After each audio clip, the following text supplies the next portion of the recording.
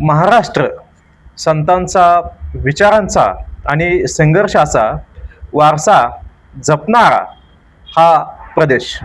पण आज एक प्रश्न प्रत्येक संवेदनशील मनाला छेडतो आहे. एकीकडे काहींच्या हातात सत्तेचा, संपत्तीचा आणि संसाधनांचा अमर्यादित साठा, तर दुसरीकडे लाखो लोक उपेक्षित, वंचित, जिवंत असूनही जणू काही नरकी यातना भोगत आहेत. हेच का स्वराज्य? छत्रपती शिवाजी महाराज यांनी स्वराज्य उभारलं. ते केवळ सत्तेसाठी नव्हतं, ते होतं जनतेच्या हक्कासाठी, सन्मानासाठी आणि न्यायासाठी. पण आज स्वराज्याचं रूपांतर सत्ताराज्यामध्ये झालं आहे का?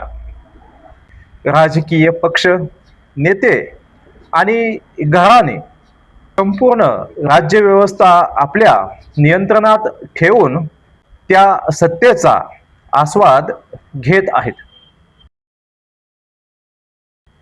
आज महाराष्ट्रात एक धोकादायक पॅटर्न दिसतो आहे. एकाच कुटुंबातील अनेक व्यक्ती सत्तेत, सहकार, उद्योग, शिक्षण, नगरपालिका सर्वत्र नियंत्रण. लोकशाहीचा विकेंद्रीकरण हा मूलभूत सिद्धांत बाजूला. हे स्वर्गसुख नाही का त्या काही मोजक्या लोकांसाठी? पण याच वेळी एका बाजूला लाखो तरुण बेरोजगार, शेतकरी कर्जबाजारी, लहान व्यावसायिक तग धरताना थकलेले, आणि दुसऱ्या बाजूला काहींच्या हातात मात्र हजारो कोटींची अर्थव्यवस्था, सरकारी यंत्रणावर नियंत्रण, धोरण निर्मितीवर प्रभाव. ही दरी इतकी वाढली आहे की गरीब माणूस जगतोय पण जगत नाही, तो रोज मरतोय. महात्मा ज्योतिराव फुले यांनी शिक्षणाचा हक्क दिला. राजर्षी शाहू महाराज यांनी सामाजिक न्यायाची अंमलबजावणी केली. डॉक्टर बाबासाहेब आंबेडकर यांनी संविधानाच्या माध्यमातून समानतेचा पाया घातला. त्यांचा संदेश स्पष्ट होता. सत्ता ही काही मोजक्यांची मक्तेदारी नसावी. प्रत्येकाला संधी मिळाली पाहिजे. न्याय, समता, बंधुता ही मूल्ये जपली गेली पाहिजेत. पण आज हा संदेश फक्त भाषणापुरता मर्यादित राहिला आहे का? बारामती महाराष्ट्राच्या राजकारणातला एक महत्त्वाचा किल्ला. इथे आज प्रश्न एका उमेदवाराचा नाही.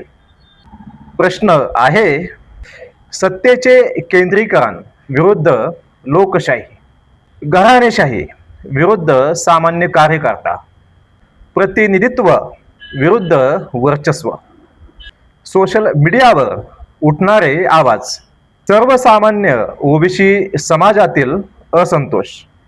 हे केवळ निवडणुकीपुरते मर्यादित नाही. हे एका मोठ्या बदलाचे संकेत आहेत. आज राजकारण विकास या मुद्द्यावर कमी आणि जातीय समीकरणावर जास्त चालत आहे. मतांचे ध्रुवीकरण, सोशल मीडियावर मोहिमा, एकमेकाविरुद्ध उभे केलेले समाज, हा मार्ग धोकादायक आहे. कारण तो समाजाला विभागतो आणि सत्ताधाऱ्यांना मजबूत करतो. महिलांसाठी 33% आरक्षण तो ऐतिहासिक निर्णय आहे. परंतु एक प्रश्न, ही संधी खऱ्या अर्थाने नवीन नेतृत्वाला मिळत आहे का, की ती फक्त घराण्यांच्या विस्तारासाठी वापरली जाते आहे? जर दुसरे खरे असेल तर आपण पुन्हा त्याच चक्रात अडकणार. आज महाराष्ट्र एका वळणावर उभा आहे. एक मार्ग सत्तेचे केंद्रीकरण, घराणेशाही, आर्थिक विषमता. दुसरा मार्ग विकेंद्रीकरण, सामाजिक न्याय, खऱ्या अर्थाने लोकशाही. निर्णय कोणाचा? तो आहे जनतेचा. जर आपण आजही विचार केला नाही तर उद्या उशीर होईल. स्वराज्य म्हणजे केवळ सत्ता नाही, ते आहे जबाबदारी. आणि ती जबाबदारी आपण सर्वांनी उचलली पाहिजे.